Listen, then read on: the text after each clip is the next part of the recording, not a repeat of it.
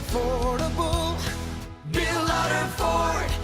At Bill Lauder Ford, you're gonna save like never before.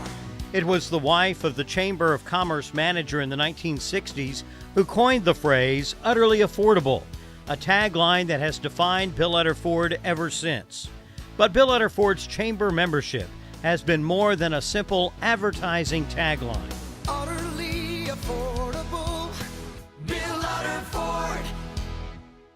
I was too young at the time to realize it, but my dad, when he arrived here in Denton in 1956, he dove right into the chamber, and he was an active participant because he strongly believed in the connections the chamber could bring to Bill Lauder Ford. The story's probably not as appreciated as it should be, but Mr. Utter moved to town and probably was not in business more than 2 or 3 years when he was requested to become the chief voluntary officer of the chamber, which back then was called the president. And he hit at a fairly transitional time. That was just about the time that the Denton Chamber legend Otis L. Fowler was needing to retire, and there were a lot of transactions that needed to take place. And Mr. Utter earned his spurs, I think, during that period. I think it was the first week I actually had gone to work for the Utter family.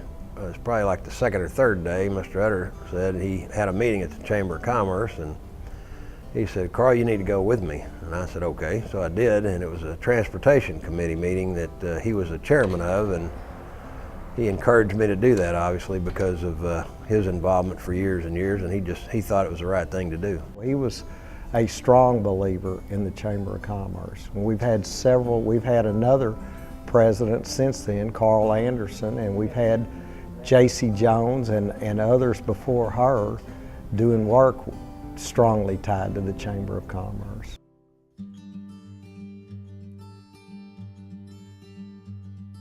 It was during Carl Anderson's term as chamber board chair that the Knights of the Mystic Sea set sail, a group of community leaders whose laser focus on the business community drove chamber membership to all-time highs. We had an era when Carl was our chairman of the board. Basically, it was a new generation of individuals, and Carl had kind of a hand-picked executive committee, and we all had these very specific roles. We were talking about the I-35 expansion back then, and all kinds of different things. And we got into thinking we needed to go off-site where we could do these things. And we thought that we could change the world, so to speak. So we had a group of people, group of friends that got together, and we, rather than just go to a restaurant or a business to meet, we decided that we'd use Harry Hall's boat.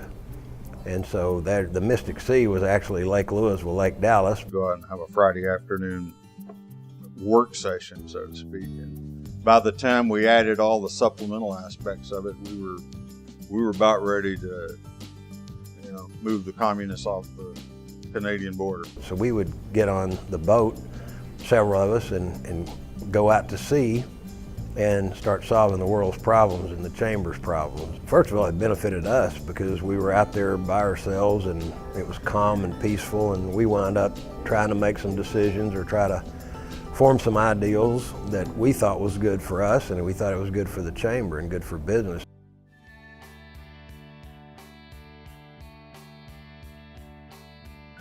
The Bill Lauder Ford view of chamber work has always been that there are indirect benefits to the individual business, benefits that come from making Denton a better place to do business, with more jobs and better paying jobs, a rising tide that will lift all boats.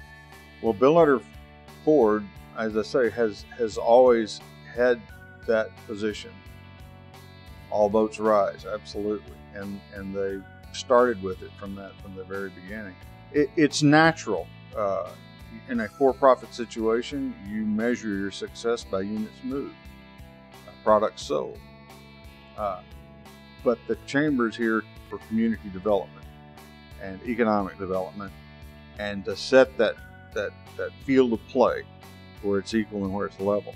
More jobs created, more tax base to provide municipal services, public schools, all the things that a good economic development program is supposed to do. When the Chamber shows the ability to create jobs like they have here, it provides us with a bigger customer base in which to do business in this community. It's as simple as that. Today, we're talking about the expansion of I-35 East. Transportation and Bill Utter Ford are synonymous. One of Mr. Utter's passions was obviously transportation. That's the business we're in. And obviously, if you can't get to the dealership or you can't move around the city or the county, it's not good for anybody. So that was one of his true loves, was to try to make sure the roads were better and safer, and that obviously you can navigate them better.